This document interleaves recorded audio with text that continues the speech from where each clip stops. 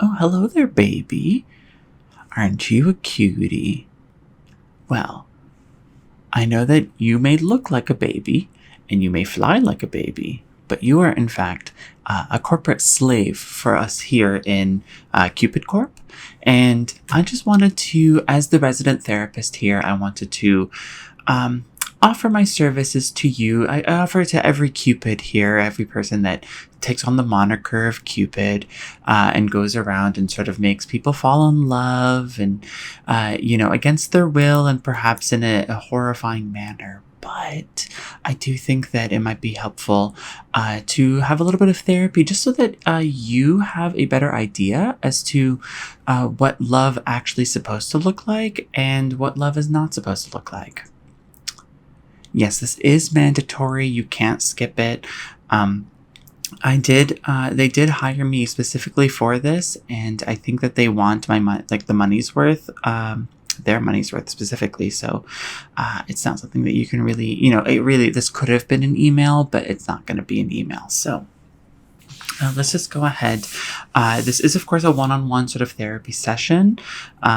So we are going to get to know your specific Cupid. Okay, so let's just go over the basics, right? So in terms of the agenda today, we are going to go over just like who you are, why you sort of joined Cupid Corp, and then we're going to talk about my credentials, right? I think Cupid Corp was really, really insistent on me mentioning all of my credentials to every employee, mainly because I think there's been a lot of unrest within Cupid. Like every Cupid has a little bit of like doubt as to whether Cupid Corp is doing like a really good thing or not. So I would definitely say, it's just something that we have to get through, okay? And then next we're going to talk about what is love, right? This is something that's important. I know you've been doing this for a very long time and I've only been here for like a week, but I definitely know more than you, and I'm not going to take any of your professional expertise into account because I don't think that your professional expertise is really relevant because you didn't climb the social and corporate ladder, okay? And then next we're going to talk about what is love not, right? This is going to be important because some people get it confused, okay? And then we're going to talk about, so you are Cupid, right? We're going to talk about archery best practices. This is important because I feel like, you get to a point where you're pretty good at discerning when you need to shoot your shot, but you're not very good at archery, right? We do, Cupid Corp, it started as a very small indie sort of company. They only hired sort of like ex-Olympians, like archery Olympians. And so they never really had this problem before, but now that they've started to hire people like you, people like, and people that just don't know archery, right? Don't know the ins and outs of what they should do. It's just sort of important that we go over the basics here because there have been some complaints, not about you specifically, just in general. Yeah. And then we're going to talk about loneliness. So this is something that has come up within sort of like the Cupid Core employees. They have a little bit of a problem. It's just that when you work with love, it tends to get a little lonely if you yourself are not in love, right? So we're just going to talk about that. And then we'll talk about some issues. And these issues are going to be pertaining to you specifically. So just sort of be mentally prepared for that. I don't want to give you any information that is going to cause you any distress, but I can't not give you that information. So just because I don't want to doesn't mean that I'm not going to. Okay, so let's talk about the basics. What is your name? Cupid. Right, we gave you that name. What is your real name? Baby Cupid. Okay, I'll write that down. And how old are you? Okay. What is your occupation? Now, of course, we know that you work here in Cupid Corp, but we don't really pay you enough to have this as your full-time job. We do expect you to work 60 hours a week, but you do have some extra time in the week just on your off hours to earn a little bit of extra money. So we ask, what is your occupation in that regard? Okay.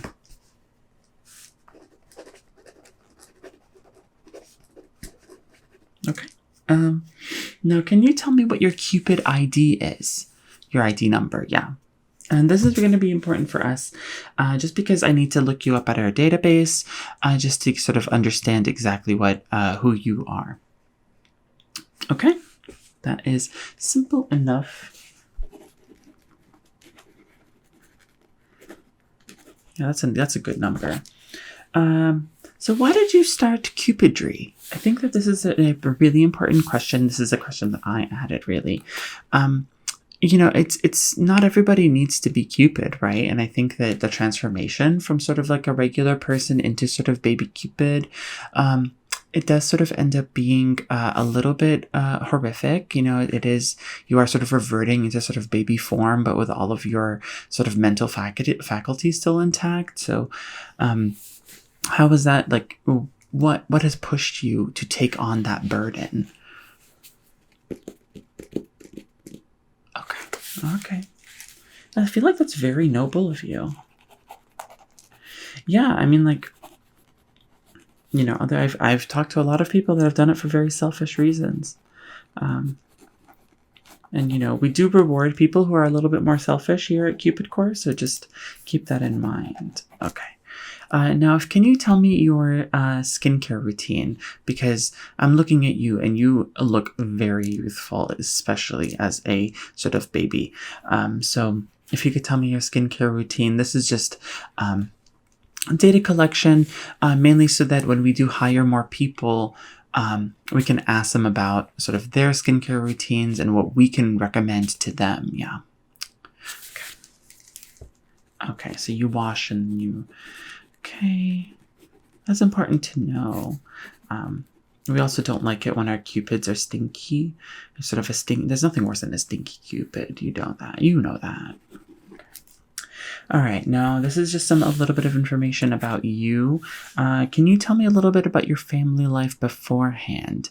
As you know, sort of your relationship to love is very heavily, it's heavily, what's the word I'm looking for here? It's influenced by your family life and your relationship to either like your siblings or your parents. So if you can tell me a little bit about your family life, just in like a few words. Okay. Okay, I can take that. Oh yeah, you've got a lot going on. Okay. Listen, this is corporate therapy. You don't need to say all that much. Okay, now I do need your... You are baby Cupid, as we've established. So I do need your naked association number. It's just because, Cupid Core, when we were smaller, when Cupid Core was smaller specifically, they couldn't handle a lot of the litigation involved with like having a lot of naked employees. And so they did team up with the Naked Association. And, they have a very big lobbying group here in the US. And, they are very evil in that sense. And they really affect the politics. But that's neither here nor there. And you didn't hear that from me. So you are required to have a Naked Association number. So if you could just hand that over to me. Okay. Yeah. It's just so that because we aren't allowed to force you to be a part of the Naked Association. But if you're not a part of the Naked Association, then we are going to have a problem, right? So, and some people just they don't want to be a part of the Naked Association. And I'm just like, why not? You're baby Cupid after all. I mean, it's just sort of, it's part of the deal. Okay, so that's all the basics that I needed. Is there anything else that you wanted to tell me before I moved on to my credentials? Yeah, the credentials are going to be important because I am very important, okay? Okay, so why am I the person that's talking to you about this, right? Like, what do I bring to the table? Well, I'm me, right? So because I'm me, I am very important. You don't really need to know too much, except that because I was hired by Cupid Core, I went through a very rigorous sort of 12-step interview process. I did know that I was going to be hired anyway because my dad does work in Cupid Corp. He is one of the higher ups, an executive.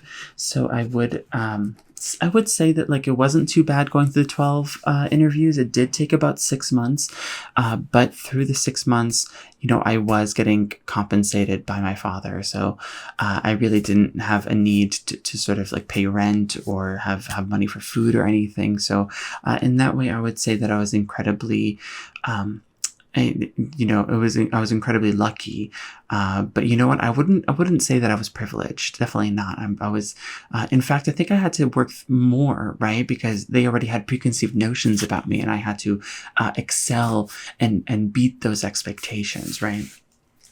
So just something to keep in mind. Of course, I found love.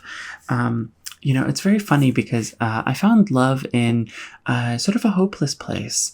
And I would say that love is very interesting because I didn't need Cupid for it. So I think that really endeared Cupid Core to me because they really feel like people who find love without Cupid are sort of the sort of the purer form, right? But that's neither here nor there. I also, part of my credentials is that you haven't found love. And so I have authority over this. And so I can tell you about this, okay? Okay. And another thing is that like there aren't that many people that are willing to take this position. Corporate therapy is very difficult. It's very hard because there are some things that you have to say that, corporate doesn't really want you to say. I think it's important to have that open and honest communication, and that's why I'm going to say whatever it is that I want to say, and corporate will have to just deal, okay? So, with that out of the way, let us now discuss what is love. And then I have a subline here, baby, don't hurt me. So first thing, love is an intense emotional attachment. I'm sure that you are aware of this, but it's important to restate it. It is an emotional attachment. It's something that you feel, right? It's something that's within. So it's not something you can force. It's not something that, of course, except by Cupid, but it's not something that you can necessarily force as a person who wants to be in love. You can't shoot yourself to make yourself fall in love, right? So that is one of these things where being able to identify it and being able to simply say, okay, that is what I am feeling. That is what I want this person to be feeling. And it is a feeling. It's not more than that. Okay. I need to say, love can be both romantic or it can be platonic. This is very important. A lot of people here in the Cupid core use their romantic arrows far too much, and I do think that platonic arrows are pretty important. You can identify them on your arrow, the arrowhead. If it's a red heart, that's a romantic arrow. But if it's a yellow heart, that is a platonic arrow. And if it's a green heart, that's an envious arrow. We don't use that very often here. According to Cupid Core, they do, of course, only suggest you use the green to sort of counteract the love, or if you really want sort of just gossip, if you want to have like a really cause people to have like a really messy divorce, you can sort of shoot one of them with the green arrow, but it's generally not recommended. So it's just pretty important to know that there is sort of an idea that like love is romantic and then like is platonic, but that's not really the case, right? Like you love your family members and that's platonic, right?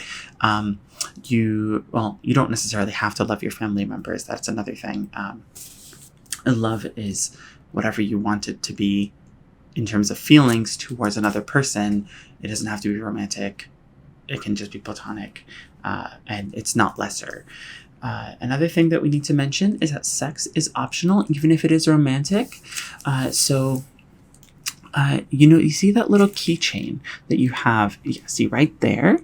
There's a little keychain on your arrow, right? That's the sex enabled option, right? So you want to take off the keychain if you want to have the sex disabled option. And what that does is that it makes it so that if the people want to have sex, then they can, but you're not pushing them to, right? You're not leading them in that direction. And especially for people that have, don't really have the drive to want to have sex, or don't necessarily want to, don't strive for that, right? You don't want to push them in that direction. And, especially you don't want to accidentally put that keychain on the yellow arrow, because that will cause a friends with benefits situation. And that's not what we deal with here in Cupid Corp, okay? Friends with benefits is sort of the all evil situation here in Cupid Corp, and we do want to eradicate it from all the universes, okay?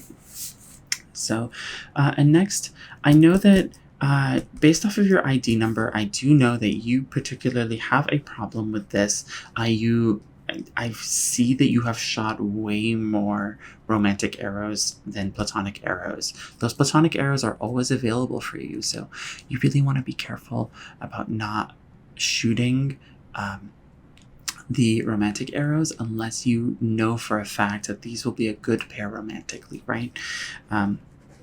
So it's just something to keep in mind here. So I'm going to make a note here because I see that you're nodding, but it kind of feels like you're not really listening to me. And it does feel like you're falling asleep a little bit. And if you are, then boo, you shouldn't be falling asleep, This is an important therapy appointment. So I'm just going to write that down here.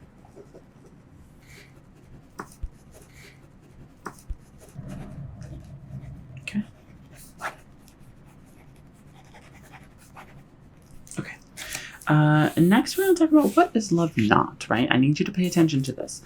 Love is not obsession, right? Again, think about the keychain. Sometimes you'll add, if you add a labubu to a keychain, you're giving them obsession. And I don't think that's helpful. Obsession counteracts sort of love, or really enables it in a way that it becomes unhealthy. You don't want obsession. Also compulsive. You really want to think through, you yourself, you, baby Cupid, need to make sure that you are not compulsive. If you see a couple that you think looks good together, or you think they would work well together, you need to follow the protocol, right? You need to do a visual assessment, an ocular pat down, and you need to be able to say, okay, these people certifiably would look good together. And then you want to look at their personalities, and if they match, then you need to run through the numbers, make sure that everything is in order before you take your shot, okay? It's not something that you want to just do because you feel like it. And from what I understand, it's a bit of a Cupid culture here, that if lunch is coming up and you're sort of watching and sort of assessing, and you want to get through this couple before before lunch, and so you just shoot the shot and hope that it's the correct call. But you really want, if a couple goes past your lunchtime, right? If assessing them is going to take you past your lunchtime, then you need to do what is best for you, right? What's best for you is what's best for Cupid Corp. And so that means you need to skip lunch, go through the couple, and then once you're done, you want to clock out but continue to work, and then clock back in once that those 30 minutes are up, and just don't have lunch, okay? Okay. So, next, love is also not abusive. You have a little bit of a problem with this. You do excuse abuse a little bit, which I don't really like. We've had some complaints from other Cupids that have had to undo some of your work. So you really want to be careful being able to tell those telltale signs, just like what I said before. Make sure you go through all the processes, okay? The processes. So really, what is love not? You are not love, right? You do not get to determine, you don't get to determine the extent of which someone loves, right? The arrow is a nudge. The arrow is something that you bestow upon someone that will grant them something that's very beautiful, and you don't want to give it to them when it could be detrimental or damaging. Okay, so I really do think that you might be the problem. So unless you fix some of this stuff, I will have to report this back, but don't worry, I am a safe space. Our conversation, of course, is not confidential, but I am a safe space. Okay, so let's just... Okay. Next, let's talk about the best tips for archery. Okay, now this is going to be important. I don't think you have many problems with it, but just in case you don't know, make sure don't shoot friends. If you have a personal connection from your pre-Cupid life with the people, move that to someone else. You do not get to do that because there are biases that you don't want to instill upon your decision making. Always aim for the butt. It's really important. The arrow is most effective because the butt is very it's very gelatinous, right? And so it's able to really absorb those love hormones. And then never make eye contact with your target. If you make eye contact and they recognize you as Cupid, then it doesn't dispel the love, but it taints it, right? And you are sort of dooming them to a life of very terrible, terrible love. And what ends up happening is that not only do you doom them to that, but because Cupid Corp was founded upon like a demon contract, you are violating that demon contract, and so you yourself might be held accountable for it, right? So just make sure you don't do that. Next, let's talk about loneliness, okay? Now, this is just a PSA, okay? For loneliness, because you are Cupid, it is very open-ended, this feeling of loneliness that comes with being Cupid. You know, if you haven't found love before you became Cupid, it's really hard to find love afterwards. I mean, you know, look at you. But what I want to say is that you are not alone. Cupid Corp is always there for you, and I, up until next week, will also be here for you, okay? And then you also have to be careful with loneliness. You have to not let this feeling get in the way of your shot, okay? You need to make sure that you have your feelings under control. So this will lead me directly into your issues. We have had complaints, of course, just that like you're sort of shooting people, making sure that they have love, romantic love in particular, even when it might not be suited for them or the couple isn't suited. And, you know, some people have had to go in and sort of fix your work, and they haven't, obviously, that means that now they have to do a lot of work on top of your work, and it's just not efficient, right? We also have to talk about your giant thighs. They are pretty big. I think when you chose sort of your Cupid body, you chose like the giant thigh option. That's only really there to give you a bit of an idea as to what not to look like. So people have been saying that they look a little too ridiculous, and so you're gonna have to do something about that. Also, you do have wings now, but they do need to be washed, they do need to be brushed, they need to be taken care of, right? You do have casings on some of your new feathers that you have not pruned. And I can see it right now, okay? So just make sure you're able to sort of, see, like right there, and right there, and right there. Those all need to be pruned, and they all need to be properly cleaned. And of course, you know, you're generally naked, but you do have sort of a loincloth situation, but camo is out. It doesn't really help, and it kind of looks a little gross. So this is more of a general fashion tip. People have had issues with your general fashion of using camo, because then it just looks like, you know, it doesn't look like anything. People are confused, they can't really see. So just make sure that if you are using some form of loincloth or anything, that is just like standard white is always good. You can go black. Black is very slimming. You can go sort of a brighter color if you'd like. However, it does draw attention. Red, I think, is a pretty safe option as well. It's sort of very thematic. Yellow is a good option. Don't go blue. Blue is not good. If you go blue, I think that sends the wrong kind of message. Okay, so just don't go blue. Don't go green either. Green is bad. Green, blue, bad. Yellow and red, good. Okay, white, best. Black, great. Slimming, as we said, so just make sure to keep that in mind, okay? So with all of that, that is everything that I needed to say. Is there any questions that you had for me? Okay. Okay, so you feel like I sort of rushed through that and I didn't really leave time for you to sort of say what you wanted to say. Okay, now I can take that feedback, absolutely. Just keep in mind that this isn't, of course, this is, Cupid Corp's time. And so the more questions that you do ask and the more that you want to talk, the longer you make it and the more money they have to pay. And I do think that they will want to dock it out of your pay. So just keep that in mind. Okay, you have no more questions? Okay. Well, if that is the case, I'm always available to talk to. So I'm going to go ahead and write you a prescription here because I do think you suffer from a little bit of loneliness. I'm just guessing here,